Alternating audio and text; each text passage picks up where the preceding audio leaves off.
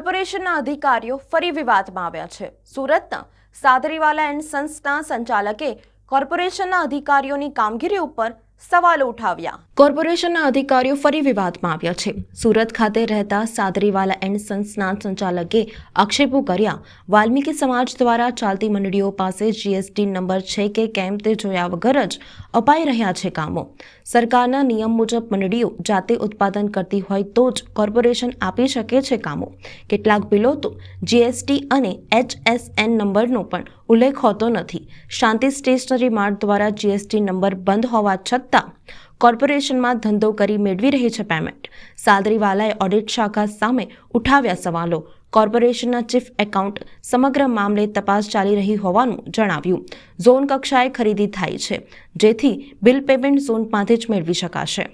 સરકારની સૂચના મુજબ વાલ્મીકી સમાજ દ્વારા ચાલતી મંડળીઓને રોજગારી મળી રહે તે હેતુથી જો મંડળીઓ સ્ટેશનરીને લગતા સાધનો ઉત્પાદન કરતી હોય તો મંડળીઓ પાસેથી વગર ટેન્ડરે માલ સામાન ખરીદી કરવાની છૂટ આપી હતી, પરંતુ છેલ્લા કેટલાય વખતથી કોર્પોરેશનમાં કામ કરતી વિવિધ વાલ્મીકી સમાજની મંડળીઓ દ્વારા ઝોન કક્ષાએથી માંગ્યા મુજબનો માલ સામાન તો આપવામાં આવે છે, પરંતુ બિલોમાં ગુલામગોલ ચાલતી હોવાની ફરિયાદો ઉઠી હતી।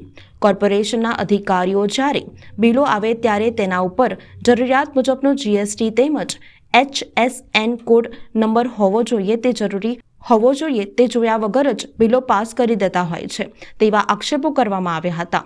સમગ્ર મામલે સુરત ખાતે રહેતા અને સ્ટેશનરીનો માલ સામાન સપ્લાય કરનાર ઇજારેદાર સાદરીવાલા એન્ડ સન્સ દ્વારા સમગ્ર મામલો કોર્પોરેશનમાં ઉજાગર કરવામાં આવ્યો હતો અને મ્યુનિસિપલ કમિશનરથી લઈને તમામ કક્ષાએ તદુપરાંત જીએસટી વિભાગમાં પણ લેખિતમાં રજૂઆત કરવામાં આવી હતી। સાદરીવાલાએ આક્ષેપો કર્યા હતા કે ઓડિટ શાખાના અધિકારીઓ આ બાબતે ધ્યાન આપતા નથી તેવા આક્ષેપો પણ કર્યા હતા।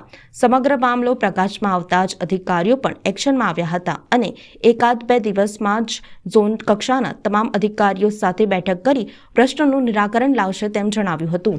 હું સુરતથી આવું છું। મારું નામ ધર્મેશ રમેશચંદ્ર સાદરીવાલા છે। સાદરીવાલા સન્સના નામથી હું વડોદરા મહાનગરપાલિકાના સેન્ટ્રલ સ્ટોરમાં પંખા ઝાડોનું ટેન્ડર ભરું છું અને સપ્લાય કરું છું।